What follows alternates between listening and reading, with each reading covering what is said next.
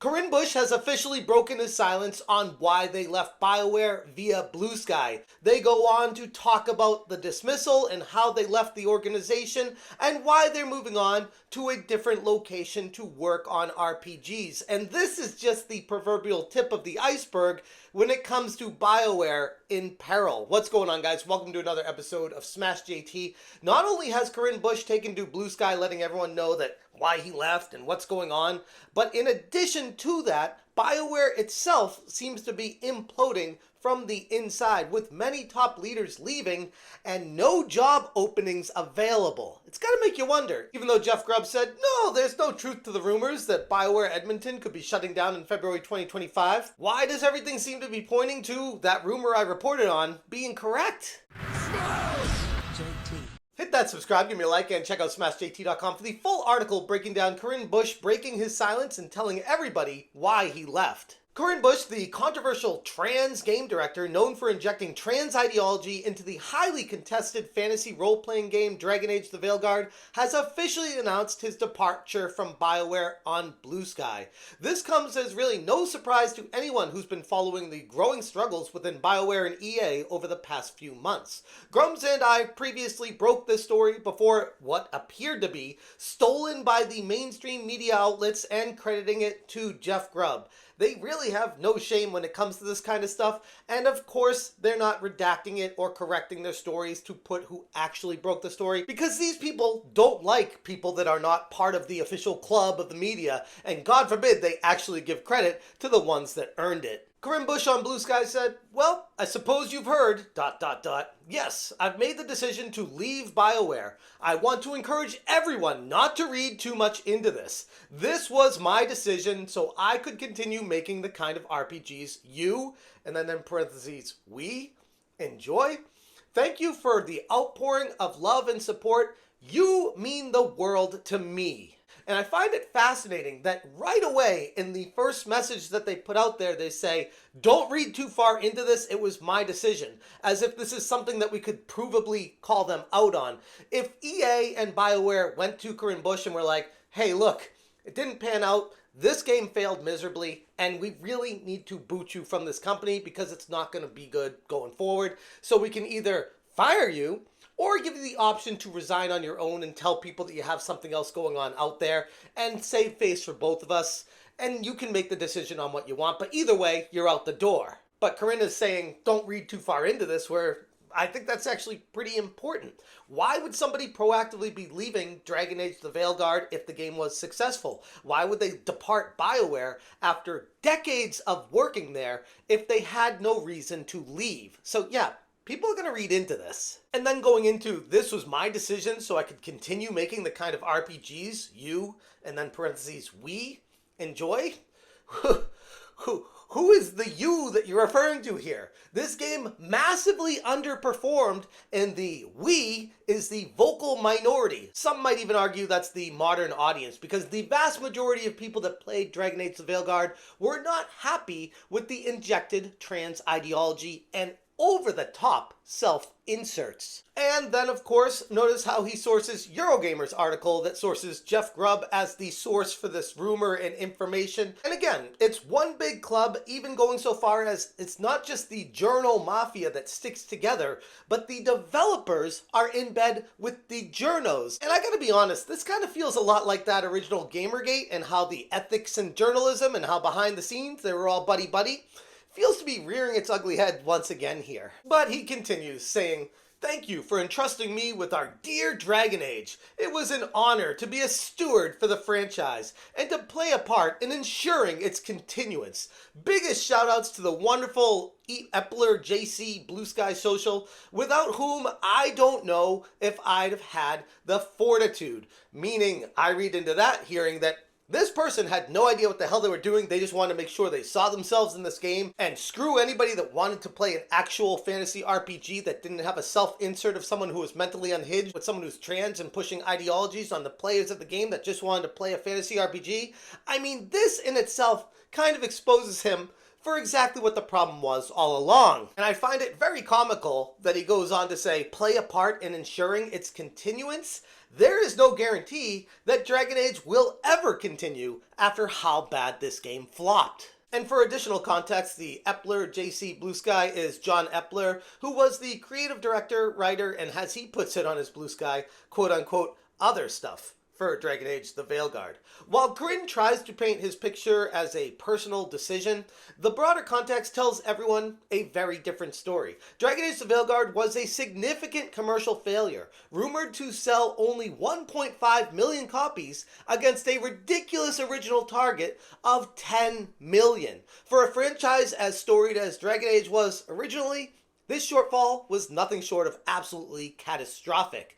Corinne's leadership is widely regarded as a key factor in this failure, leaving many gamers understandably very wary of any future projects that he's going to be involved with. And many that I've seen assume that they wouldn't be surprised to see him trans back to being a man again to fit the next game company that he goes on to work for. Because at the end of the day, it's not about making the games, it's about ensuring job security for these people and pushing an ideology and a narrative. In one final Blue Sky post on the situation, Corinne hinted at their next steps, stating, "So extremely excited to see what BioWare does with Mass Effect, and I trust I'll be rooting for them the whole while." So seeing this here actually gives me some hope that Mass Effect will find a way to continue and move on and actually be created for people to play it. But based off the surrounding circumstances going on at BioWare right now, even that is subject to change. While Corinne may be excited to move on, gamers are already in the know and proactively preparing and warning others to steer clear of any projects he helms in the future. Given all the damage done to the Dragon Age brand under their watch, skepticism here is more than warranted.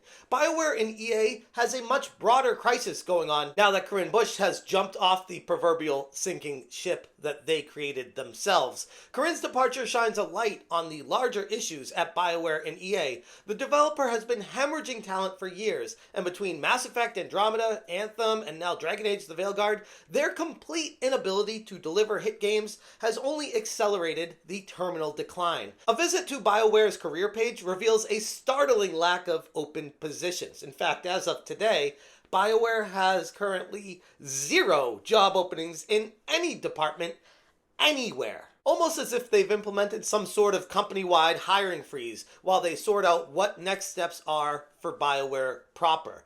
Pair this with my inside source warning about how folks at the Edmonton studio in particular are concerned that their office will be shut down come February 2025.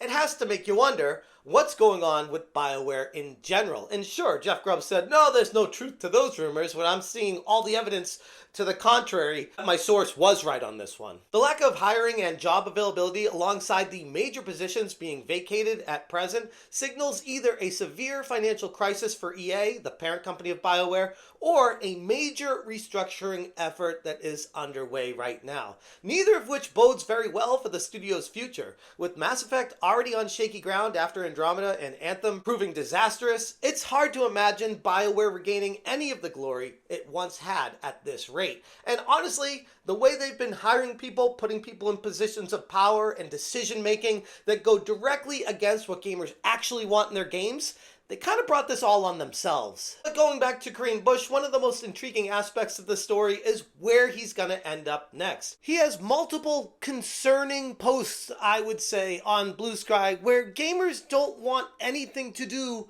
with the ideologies that are being pushed. And one of them, Corinne says, if you're able, post your flags. If you're unable, you're still valid and loved. And posts a whole bunch of colored pride flags and trans flags for trans rights and whatever they're trying to push here.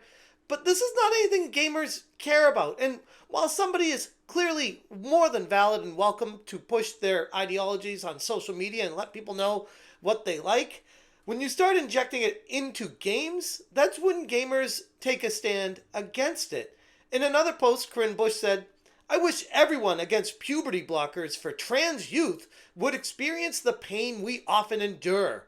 Your face peeled back to reshape your skull, breast tissue removed, hundreds of hours of electrolysis, trauma.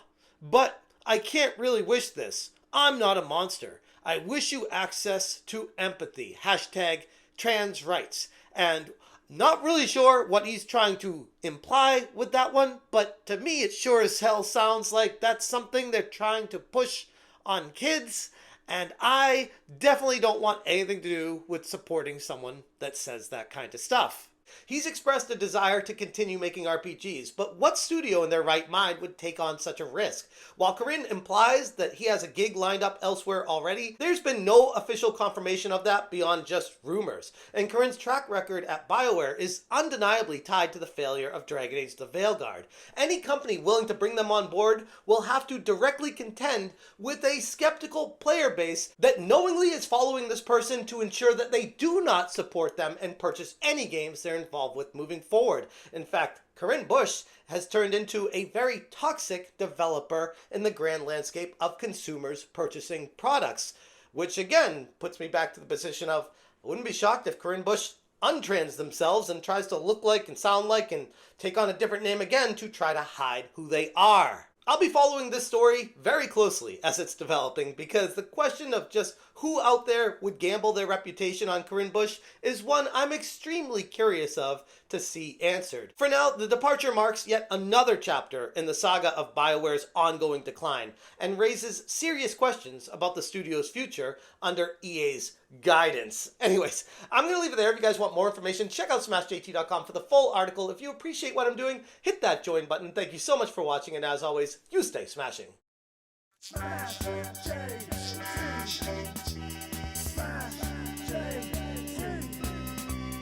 Smash